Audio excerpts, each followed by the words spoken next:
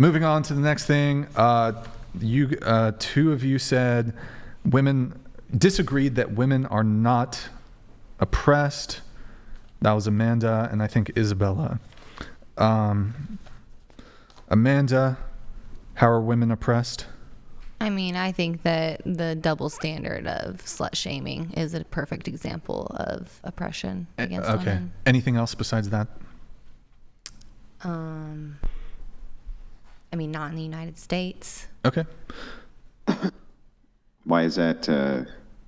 I don't actually understand. How is that oppressive? They're oppressed. They can't be sluts, Andrew.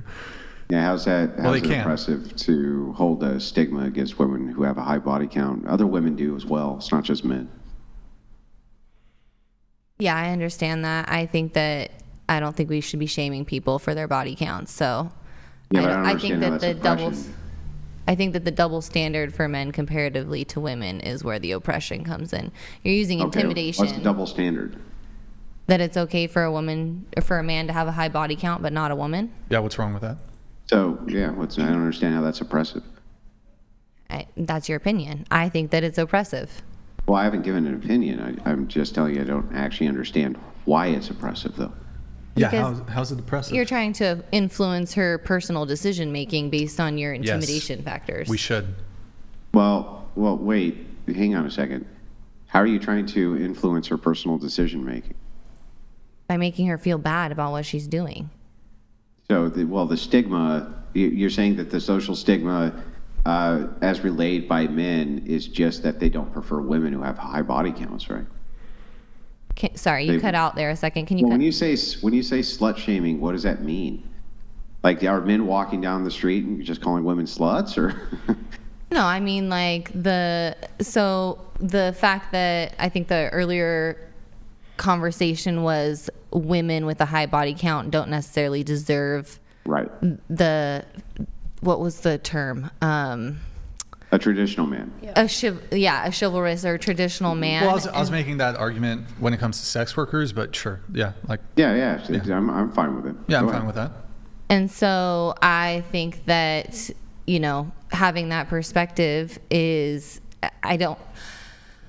let me think about how to articulate this. So the oppression comes from the judgment position, right? Like at the end of the day, the judgment does not lie with you, the individual. It lies between that person and who they are meeting at the end of their life. And so that's where I think that trying to use our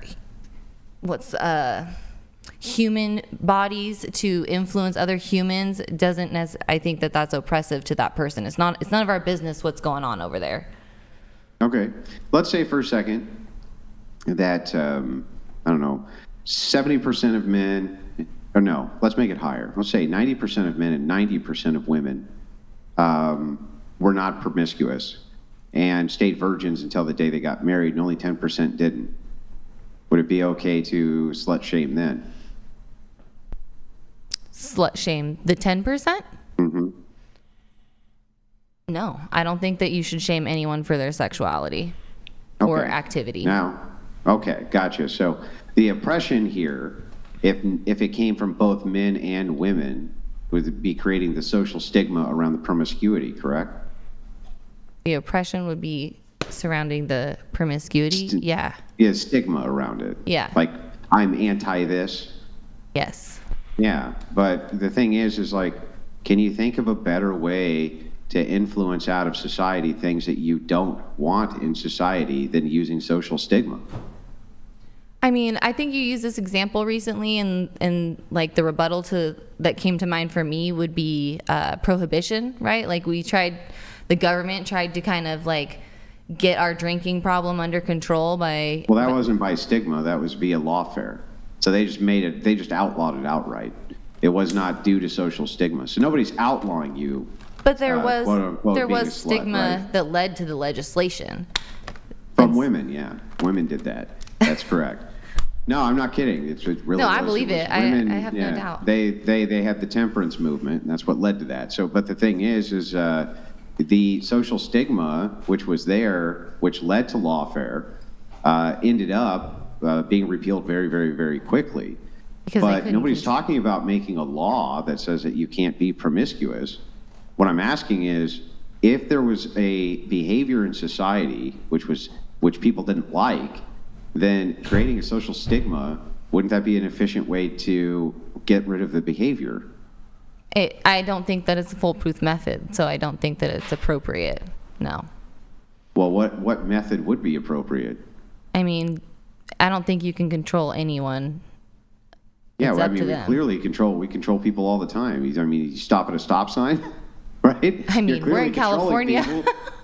Yeah, I mean, you control them all the time. You put in lines and stop signs. You got to get driver's licenses. You have to fill out paperwork. I mean, it's an entire grid. In fact, they say most of your day you were controlled. Like just getting from point A to point B, it's control, right? So I don't know what you mean by we don't control people. We definitely control people. We control the shit out of people. So the question is like, why is it bad to have a social stigma against something in society that people tend not to care for?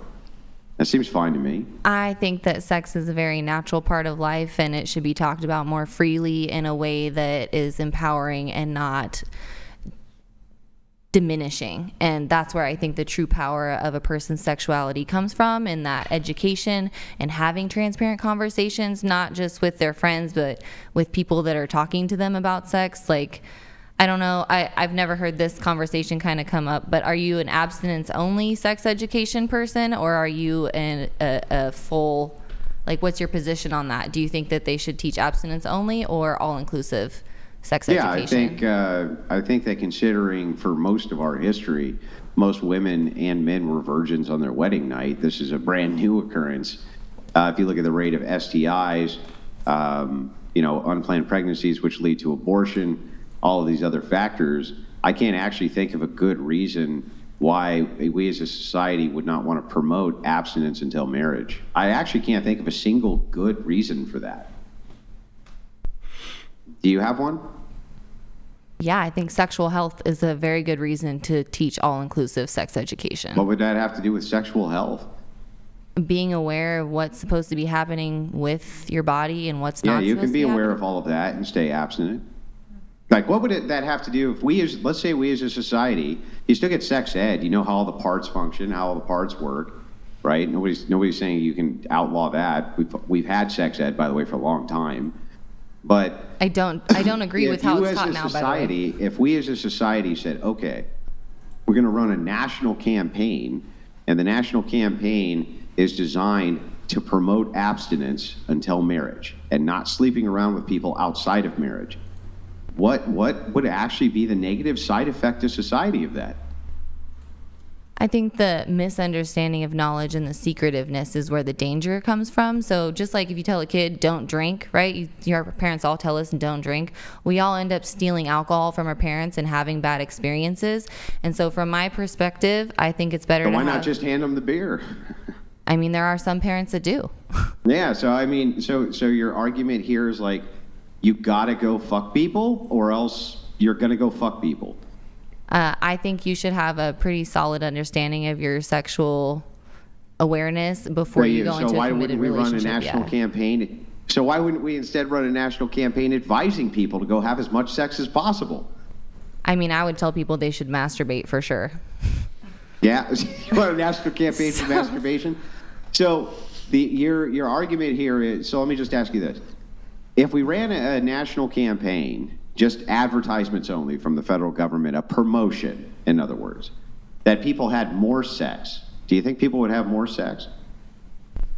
If we ran a national campaign that they should have more sex, Yeah. do I think that they would? Yeah. That's a weighted question in today's media. I think that if you're not a free thinker, yeah, you might be inclined to that. I look at anything coming from any sort of media as educational material. Well, this wouldn't just be media, right? Yeah, I mean, you can't say propaganda doesn't work. Look at smoking. Smoking used to be able to smoke everywhere you ever wanted to smoke, and through massive media and government propaganda, it's been essentially outlawed everywhere. The only place you could really smoke is like outside, but even in some outdoor areas, it's usually confined now. And it used to be that if you were in that studio and it was filled with smoke, that would just have been life, right? So I mean, clearly it works. Same thing with getting people to smoke. They ran a huge campaign to do that, and it got almost everybody smoking. So, I mean, clearly it works. So by that metric, knowing that... Sorry. Go ahead. Okay. Go ahead. So by that metric, knowing that, if you were to run a national campaign for abstinence, don't you think less people would have sex? If they saw that as like being patriotic, and there was less social, and there was a big social stigma against it, and all the government agencies were telling you this is bad for the country, we need to not do this, don't you think less people would have sex? It could be likely. Yeah, so I mean, so my question is like, what are the negative side effects of that? Of less people having sex before they're married? I'm going to have her answer. You guys can continue. Actually, I'll just trigger. Okay. I'll play